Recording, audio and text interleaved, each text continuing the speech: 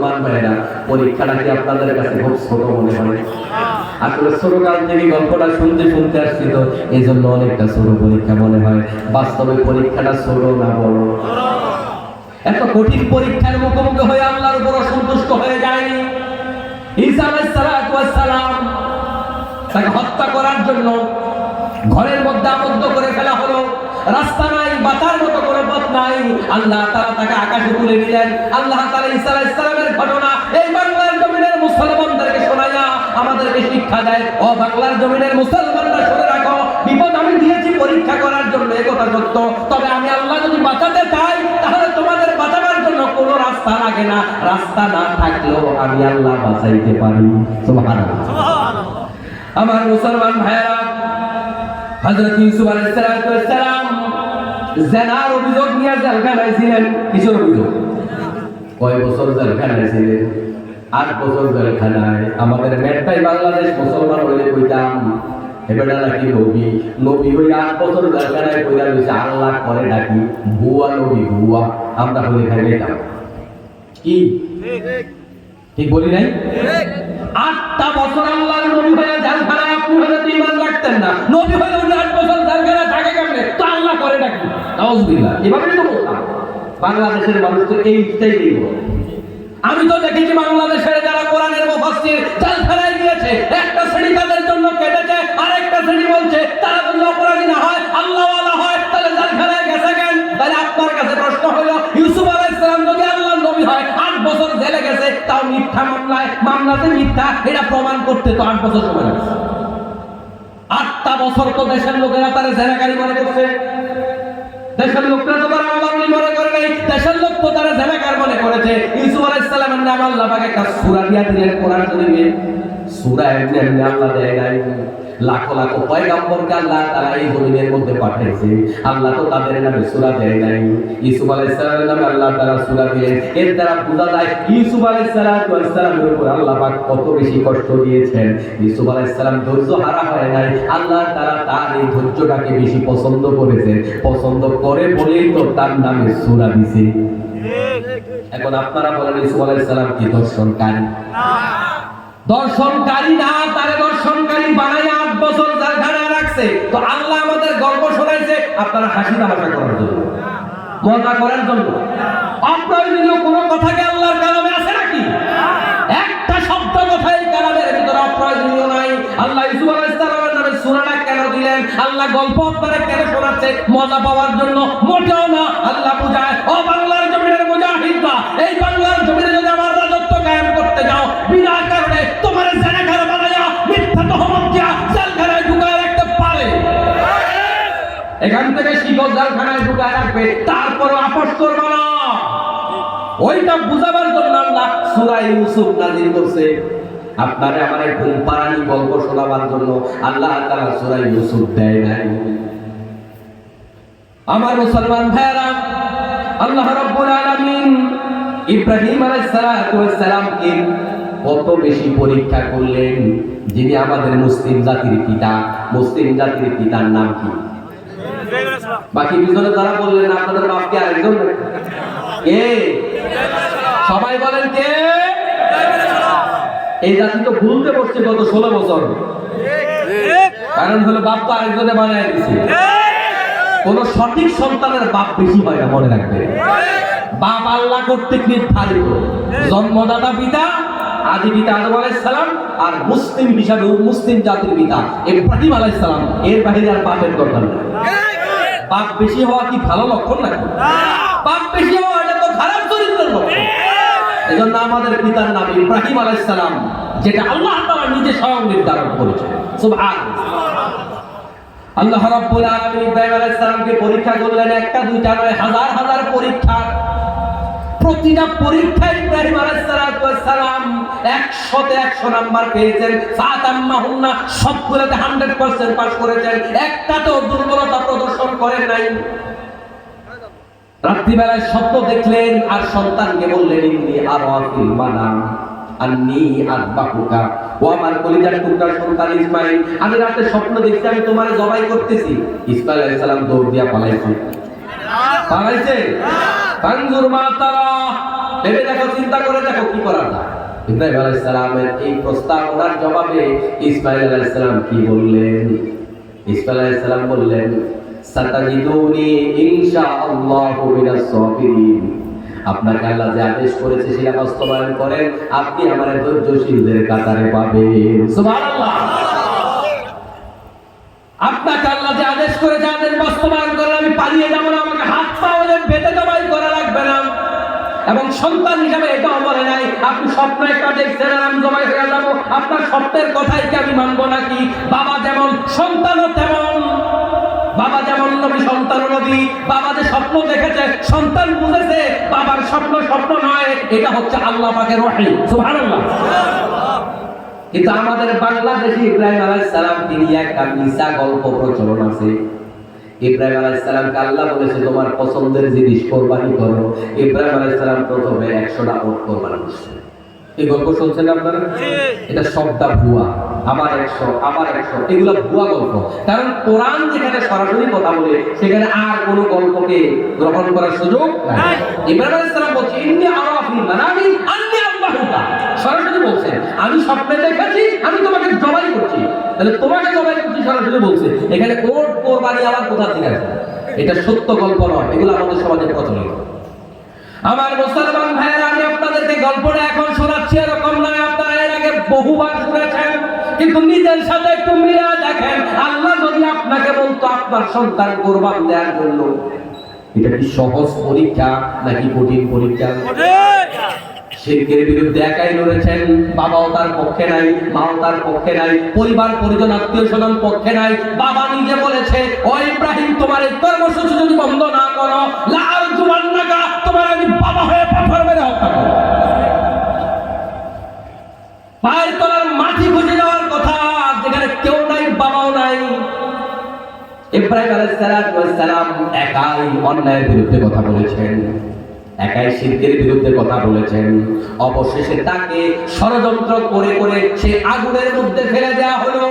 এরপরেও বাতিলের কাছে আপোষ করেন নাই, এরপরেও শিরিক করে নাই। অথচ বাংলার মুসলমানরা কথায় কাজে অহরহ শিরিক করে, হাতে আংটি লাগায় শিরিক করে, মাদ্রাসায় বাচ্চা দিয়া কয় হুজুর উপরে আল্লাহ নিচে আপনি, বলে কি না? এটাও শিরিক। কতভাবে শিরিক করে। আর আমাদের পিতা শিরকের বিরুদ্ধে কি যুদ্ধটা করেছেন। আল্লাহর নবী সাল্লাল্লাহু আলাইহি ওয়াসাল্লাম মুআয রাদিয়াল্লাহু তাআলা আনহুকে ডেকে বললেন, ইয়া মুআয লা তুশরিক বিল্লাহ ওয়া ইন কুতিলতা আও হুররিকতা। ও মুআয, শিরক করো না, শিরক করো না। তোমারে যদি আগুনে পোড়াইয়া ফেলে, তোমারে যদি কেটে টুকরা টুকরাও করে ফেলে, তারপরেও শিরক করা যাবে না। অথচ আমরা মুসলমানরা এখন শিরিক করে বেড়াই। এজন্য অধিকাংশ মুসলমান ঈমান আনার পরেও মুশরিক। বলেছেন স্বয়ং রব্বুল আলামিন। কে বলেছেন? আমার মুসলমান ভাইরা, মারইয়াম আলাইহিস সালাতু ওয়াস সালামকে আল্লাহ তাআলা কত বড় কঠিন পরীক্ষা দিলেন। গোটা জাতির লোকেরা বললেন তোমার স্বামী নাই, সন্তান কোথা থেকে আসলো? লজ্জাটা কি কম না বেশি? কথা বলেন না, লজ্জা কম না বেশি? কি কঠিন লজ্জার মুখোমুখি সন্তান হয়ে গেল, কিন্তু বাবা নাই, কোনো বিয়ে শাদী হয় নাই, কোনো পুরুষের সাথে দেখা নাই। গোটা পৃথিবীতে এর আগে বাবা ছাড়া কোনো সন্তান হয়েছে এরকম কোনো নজির নাই, এরকম কোনো উদাহরণ নাই। এখন আমি যদি গলা কাটতেও কইছে আমি কোনো অপকর্ম করি নাই, এটা কি বিশ্বাস করার কাউকে সম্ভব? কত কঠিন পরীক্ষা একজন মহিলা মানুষ, নারী মানুষ, তাকে আল্লাহ তাআলা করলেন। গোটা সমাজ তার বিরুদ্ধে দাঁড়িয়ে গেল। এমন অবস্থায় ধৈর্য ধারণ করা কঠিন নাকি সহজ? সুমাইয়া রাদিয়াল্লাহু তাআলা আনহার মতো সাহাবা শহীদ হয়ে গেলেন সবার আগে। গোটা দেহটাকে ক্ষত বিক্ষত করা হলো, বিকৃতভাবে তাকে দুনিয়ার থেকে বিদায় করা হলো, নোংরাভাবে দুনিয়ার থেকে বিদায় করা হলো। খাব্বাব খোবাইব রাদিয়াল্লাহু তাআলা আনহু ঘটনা আমরা অনেকে শুনেছি। হযরত খাব্বাব রাদিয়াল্লাহু তাআলা আনহু তিনি একজন কৃতদাস ছিল। তিনি যার কৃতদাস ছিল, তিনারা লোহা গলাইয়া লোহা পোড়াইয়া ওগুলা দিয়ে অস্ত্র বানাইতো। ওই কয়লার মধ্যে তাকে শুয়ে দিয়ে তার পিঠটাকে একেবারে ঝলসে দেওয়া হতো। পিঠের মাঝখানে বড় বড় গর্ত হয়ে গেছে। ওই গর্তগুলো হযরত খাব্বাব রাদিয়াল্লাহু তাআলা আনহু সব সময় ঢেকে রাখতেন। আর তিনি বলতেন, তাকে যখন প্রশ্ন করা হতো এগুলা কাউকে দেখাও না কেন, তিনি বলতেন এগুলো আমি কারোর জন্য এই ত্যাগ স্বীকার করি নাই, এই ত্যাগগুলো হচ্ছে আল্লাহ তাআলার জন্য, এই জন্য আমি হাসরের মাঠে আমার গর্তগুলো আল্লাহর দেখাইতে চাই। রোমের সম্রাট হেরাক্লিয়াসের কাছে একজন সাহাবী গ্রেফতার হলো। ওমর রাদিয়াল্লাহু তাআলা আনহুর সময়ে হযরত হুযায়ফা রাদিয়াল্লাহু তাআলা আনহু তিনাকে যখন গ্রেফতার করা হলো, তাকে বলা হলো তুমি যদি আমাদের এই ধর্মে আবার ফিরে আসো, খ্রিস্টান ধর্মে ফিরে আসো, তাহলে রাষ্ট্রীয়ভাবে তোমাকে আমরা সম্মানিত করব। হযরত হুযায়ফা রাদিয়াল্লাহু তাআলা আনহু তার এই প্রস্তাবকে প্রত্যাখ্যান করলেন। শুধু তাই নয়, হুযায়ফা রাদিয়াল্লাহু তাআলা আনহুর এই কথা শুনে শাসক আবার তাকে প্রস্তাব দিল, তোমাকে আমার রাজ্যের কিছু অংশীদার বানিয়ে দেব। হুযায়ফা রাদিয়াল্লাহু তাআলা আনহু তার এই প্রস্তাবকে প্রত্যাখ্যান করলেন। তারপরে তাকে বলা হলো তোমাকে এই রাজ্যের কয়েকটা অংশদান তোমাকে দিয়ে দেওয়া হবে, আর অনেক বড় বড় প্রস্তাব দেওয়া হলো। হুযায়ফা রাদিয়াল্লাহু তাআলা আনহু সবগুলা প্রস্তাবকে প্রত্যাখ্যান করলো। তারপরে গরম তেলের কড়াই, উত্তপ্ত তেলের মধ্যে তাকে সেখানে ফেলে দেওয়ার কথা বলা হলো। তার চোখের সামনে একজনকে ফেলে দেওয়া হলো, আর বলা হলো তোমাকে এখন এই পরিণতি বহন করতে হবে, গ্রহণ করতে হবে। হুযায়ফা রাদিয়াল্লাহু তাআলা আনহু চোখের পানি ছাড়লেন, তাকে সেদিকে নিয়ে যাওয়া হচ্ছে। তখন ওই হেরাক্লিয়াস ভেবেছিল এই লোকটা হুযায়ফার মনে হয় এবার একটু সারেন্ডার করার মন মানসিকতা তৈরি হয়েছে। যারা তাকে গ্রেফতার করেছে তাদেরকে বলা হলো, সৈন্যদেরকে বলা হলো একটু থামো, একটু পরে নাও, সে মনে হয় এবার সারেন্ডার করবে। হুযায়ফা রাদিয়াল্লাহু তাআলা আনহু বললেন কশিন কালো নয়, বরং আমার আফসোস হচ্ছে যে কেবল একটা ডেক্সিতে আমার ফেলানো হবে। যদি বিষয়টা এরকম হতো যে আমাকে বারবার করে আগুনে ঝলসানো হচ্ছে, আমার শরীরের মধ্যে যতগুলা লোম আছে ততগুলা ডেক্সির মধ্যে তেল গরম করা হয়েছে, আর সবগুলাতে আমাকে ফেলানো হয়েছে, এমন যদি হতো আমি কতই না সৌভাগ্য হতাম। রোমের সম্রাট লজ্জা পেয়ে গেলেন, এটা কেমন ইমান, কেমন মানুষ। লজ্জা পেয়ে সে বললেন আমি তোমার কাছে, তোমার বীরত্বের কাছে হেরে গেলাম, তোমার কাছে একটা কথা, আরবের কথা অনুপাতে আমি তোমাকে ছেড়ে দিতে পারি, তুমি যদি আমার কপালে একটা চুমু দাও, কারণ তুমি বীর পুরুষ। হুযায়ফা রাদিয়াল্লাহু তাআলা আনহু বললেন না, আমি এটাও করবো না, তবে করবো শর্ত আছে, আমি জালেমের কপালে এমনি চুমা দিব না। আমাদের যত সৈন্য গ্রেফতার হয়েছে সবাইকে যদি তুমি মুক্তি দাও তাহলে আমি চুমা দিতে রাজি আছি। হুযায়ফা রাদিয়াল্লাহু তাআলা সকল সৈন্যকে এক চুমা দিয়ে মুক্ত করাইলেন, ওমরের দরবারে হাজির হলেন। এরপরে পুরো ঘটনা বলার পরে ওমর রাদিয়াল্লাহু তাআলা বললেন, ও আমার ভাইরা, আমার সাহাবায়ে কেরাম, তোমরা সবাই মিলে আজকে হুযায়ফা রাদিয়াল্লাহু তাআলা কপালে চুমা দাও, আর সবার আগে আমি ওমর তার কপালে চুমা দিলাম। সুবহানাল্লাহ। আমার মুসলমান ভাইরা, মুসলমানরা কখনো তরবারি দেখে টলে যায় নাই, মুসলমানরা কখনো ধমক দেখে, মুসলমানরা কখনো কারো রক্ত চক্ষু দেখে ভয় পেয়ে যায়নি। এজন্য এই ভয় না পাওয়া মুসলমানদেরকে যুগে যুগে বিজয় এনে দিয়েছে, ঠিক না? আজকে বাংলাদেশের প্রেক্ষাপটে আমরা অনেক বেশি অন্ধকার দেখতে পাচ্ছি, আমরা অনেকে হতাশ। আল্লাহ তাআলা বলেছেন ওয়ালা তাহিনু ওয়ালা তাহজানু ওয়া আনতুমুল আ'লাউনা ইন কুনতুম মুমিনিন। তোমরা হতাশ হয়ে যেও না, নিরাশ হয়ে যেও না, বিজয় তোমাদেরই হবে, তবে তোমাদেরকে মুমিন হতে হবে। আল্লাহ আমাদের বিজয় না দেওয়ার মানে বোঝা যায় আমরা এখনো পরিপূর্ণ মুমিন হতে পারি নাই। আল্লাহ শুধু ইমানের শর্ত দিয়েছে, বরং সওয়ালা হওয়ার কথাও বলে নাই, বরং টাকাওয়ালা হওয়ার কথাও বলে নাই। আল্লাহ ইমানের শর্ত দিয়েছে, এর দ্বারা বোঝা যায় আমরা যদি সাহাবায়ে কেরামের মতো ইমানদার হতে পারি, এই বাংলার জমিনে ইসলাম কায়েম হওয়া সম্ভব। আমার মুসলমান ভাইরা, আলোচনা শুরু করেছিলাম সেই আয়াত দিয়ে, আহাসিবান নাসু আইয়ুতরাকু আইয়াকুলু আমান্না আম হাসিবতুম আন তাদখুলুল জান্নাতা, এই কথা দিয়ে আলোচনা শুরু করেছিলাম। তোমরা কি মনে করো জান্নাতে এমনিই চলে যাবে? আল্লাহ তোমাদেরকে পরীক্ষা করবে না, তার মানে আমাদের জন্য পরীক্ষা আসার সম্ভাবনা আছে না নাই? এজন্য হকের উপরে থাকবেন, সত্যের উপরে থাকবেন, অন্যায়ের প্রতিবাদ করবেন, ন্যায়ের পক্ষে থাকবেন, বেঁচে যতদিন থাকবেন সত্যের পক্ষে থাকবেন। এদেশের মানুষের একটা অভ্যাস আছে, সত্যের সংখ্যা যদি কম হয় কয় ভোট দিয়া পছাইয়া লাভ নাই। আসেনি?